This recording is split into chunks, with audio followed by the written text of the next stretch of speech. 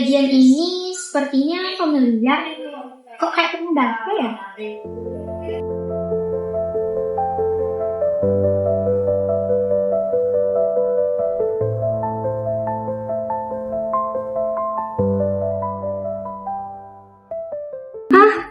Ini plagiat.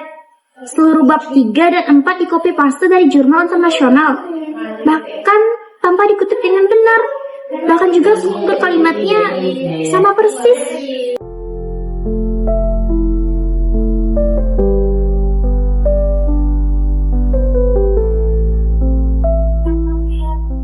Ya ampun, hampir 40% isi tugas ini plagiat.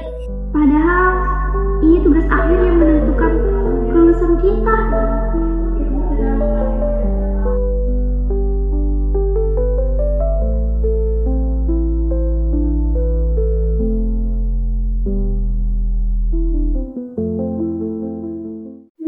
Tia, aku perlu bicara tentang tugas sayang kita.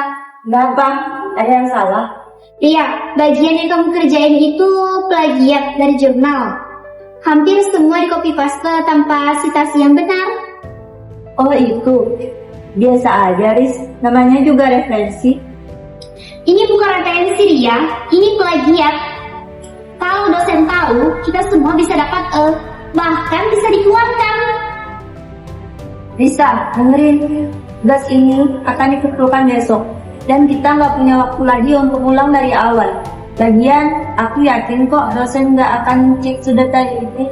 Ini melanggar kode etik akademik. Risa, kamu ketua kelompok kan? Kalau kamu berani lapor atau protes, kita semua akan kena. Nilai IPK kita akan anjlok. Kamu mau bertanggung jawab? Lihat, kita udah kerja keras selama semester ini. Tinggal satu tugas ini. Kita akan lulus dengan nilai yang bagus. Perusahaan-perusahaan udah memilih kita. Jangan kamu hancurkan gara-gara idealisme kamu. Tapi Udah ya, aku ada kelas, pikirin baik-baik. Kumpulin aja semuanya besok seperti yang udah direncanakan dari awal. Jangan bikin masalah.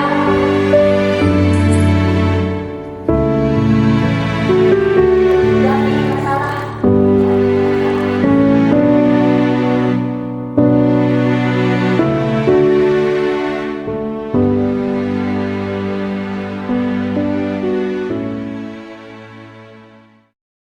Chris, kenapa sih dari tadi kamu bengong? Smith, aku ada masalah sama tugas akhir kita. Masalah apa? Sini deh.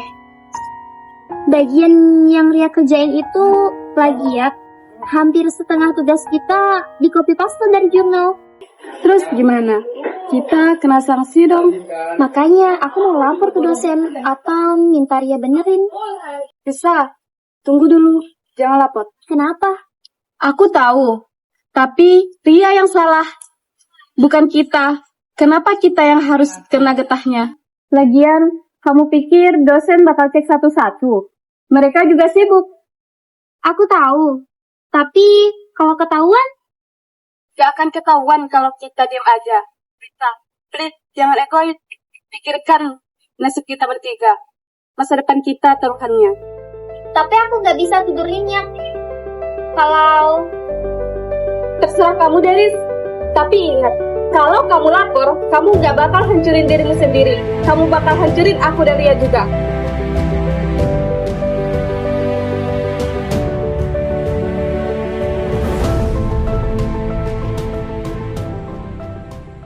Risa, kamu yang telepon tadi bilang urgent, ada apa? Kak Astrid, aku lagi ada masalah besar. Hei, kenapa nangis? Cerita sama kakak.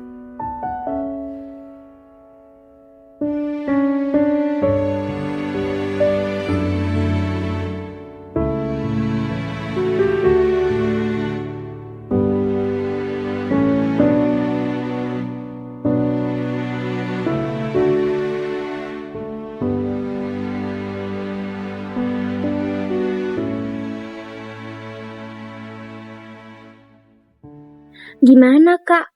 Kalau aku lapor, teman-teman aku benci aku. IPK aku jadi jelek. Tapi kalau aku diam, aku merasa bersalah. Risa, kakak mau tanya, kamu masih ingat nggak kenapa kamu kuliah? Untuk belajar dan jadi orang yang berguna. Betul, tapi belajar apa? Belajar materi aja? Atau belajar jadi orang yang berintegritas?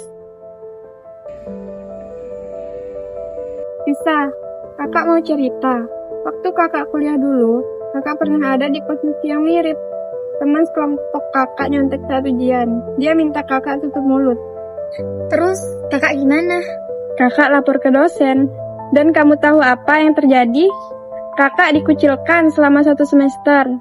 Teman-teman bilang kakak tukang adu. Tapi, tahun kemudian, waktu kakak melamar kerja, perusahaan menghubungi dosen kakak untuk referensi. Dosen cerita tentang kejadian itu. Dan kamu tahu, perusahaan justru sangat menghargai integritas kakak. Mereka bilang, orang jujur itu langka dan berharga. Risa, sekarang kamu ada di persimpangan. Kamu bisa pilih jalan yang gampang tapi salah atau jalan yang sulit tapi benar. Dan ingat, ijazah yang kamu dapat nanti itu bukan cuma sekedar kertas. Itu simbol bahwa kamu layak dipercaya karena kamu belajar dengan jujur.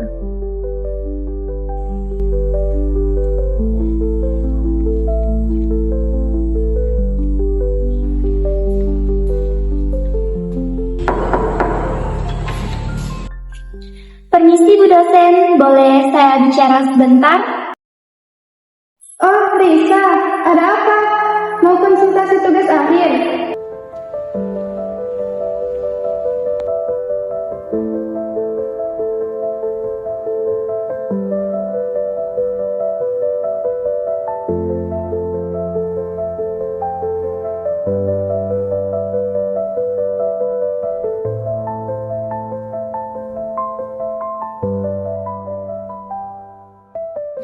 Bu, sebenarnya saya mau melaporkan sesuatu tentang tugas akhir kelompok saya. Ada masalah apa? Bu, saya menemukan bahwa sebagian besar isi tugas kami adalah plagiat dari jurnal internasional. Ini saya sudah tandai bagian-bagiannya.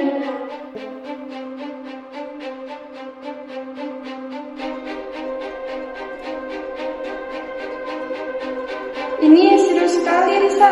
Kamu yakin? Ya Bu, saya sudah cek berkali-kali. Saya tidak bisa membiarkan ini lolos. Ini melanggar integritas akademik yang Ibu ajarkan kepada kami. Dan kamu tahu ini, berarti tugas kelompokmu harus diulang. Nilai kalian semua terancam. Saya tahu Bu, tapi saya lebih takut lulus dengan cara yang tidak jujur daripada dapat nilai jelek, tapi dengan integritas.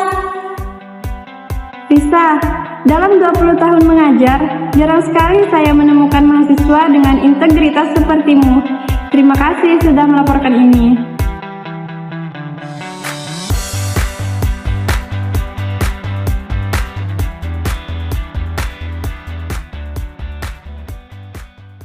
Sebelum kita mulai, saya ingin mengumumkan sesuatu. Tugas akhir kelompok Ria, Mita, dan Risa telah dievaluasi ulang karena ditemukan plagiarisme. Ria dan Mita, karena kalian terbukti melakukan plagiarisme, nilai kalian E dan harus mengulang mata kuliah ini semester depan. Namun, untuk Risa, karena keberanianmu melaporkan pelanggaran ini dan menunjukkan integritas akademik yang luar biasa, kamu mendapatkan A dan dibebaskan dari tugas ulang. Lebih dari itu, saya rekomendasikan kamu untuk beasiswa pasca sarjana.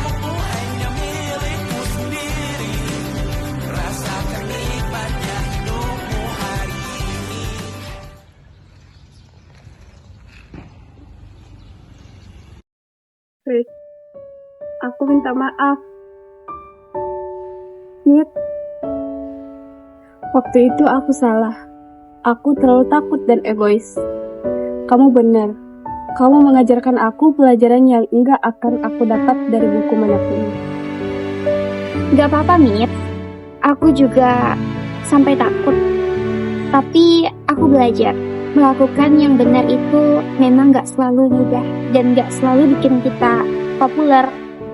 Tapi itu yang bikin kita bisa tidur nyenyak. Aku bangga punya teman seperti kamu. Terima kasih ya, Riz. Meskipun aku harus ngulang, tapi aku belajar sesuatu yang lebih berharga dari nilai A. Gak apa-apa, Mit. Kita sama-sama belajar.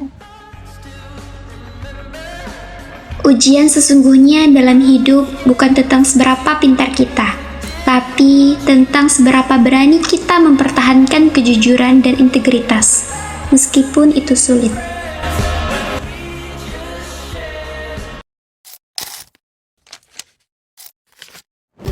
Integritas akademik adalah fondasi penting dalam dunia pendidikan. Plagiarisme bukan hanya tentang mencuri karya orang lain, tapi juga tentang mengkhianati diri sendiri dan sistem pendidikan.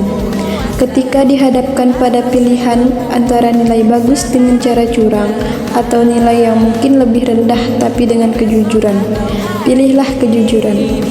Karena pada akhirnya, ijazah yang didapat dengan cara tidak jujur tidak akan membawa kebahagiaan sejati. Integritas adalah investasi jangka panjang yang akan lebih dihargai di dunia profesional.